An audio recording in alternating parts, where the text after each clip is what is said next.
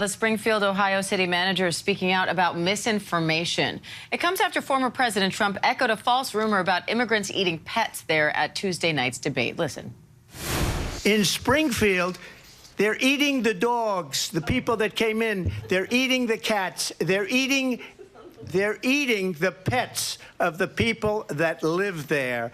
And this is what's happening in our country, and it's a shame. I just want to clarify here. You bring up Springfield, Ohio, and ABC News did reach out to the city manager there. He told us there have been no credible reports of specific claims of pets being harmed, injured, or abused by individuals within the immigrant community.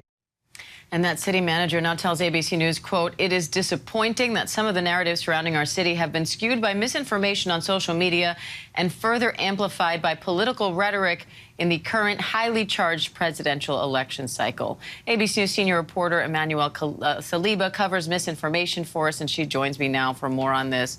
Emmanuelle, officials in Springfield say law enforcement is actually now investigating a bomb threat at the city's commission office this morning. I want to be clear, we don't know whether this threat is specifically tied to that false rumor or the former president's comments at the debate.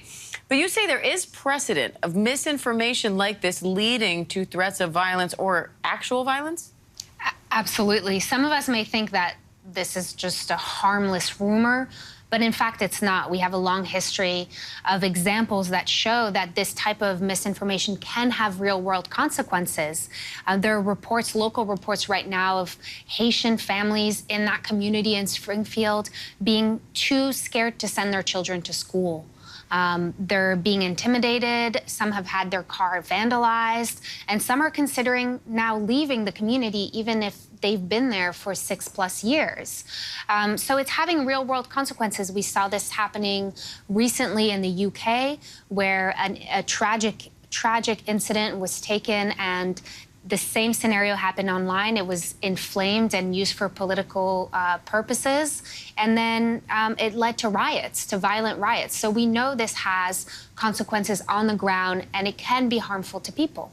And now, tropes about eating pets have long been used to stoke fears of immigrants. So how did these false rumors start, and how did they reach this level where you're hearing about them on the national stage? It's a bit long and complex, but I'll try and break it down simply. Essentially, we believe that it started on a local Facebook group, a small rumor posted by someone allegedly from the community saying they had heard from a neighbor's friend's daughter that her cat had disappeared and that she had found it hanging from a tree. So a rumor heard, from a third party. Yeah, the sister of the mother, right. The neighbor of the... Yeah. So hard to stand up. Then that post circulated on X. It was pushed out by a conservative account on the platform known as Twitter, formerly known as Twitter. It kind of blew up there, along with another image of a man holding a goose. I tracked down that image. It's a real image, but it was taken in Columbus in July. And the man said he had no indication that the man he took the photo of was a Haitian immigrant. And so it's all of this sort of visual evidence being used to prop up a rumor, but the visual evidence has been debunked. There was also a video that social media users were pointing to, body cam footage. You might have seen this cross your feeds, you or our viewers at home, and it showed a woman who was being arrested for allegedly having killed and eaten a cat. This was taken in Canton, not in Springfield, which is 3 hours away, and the woman was a U.S. citizen.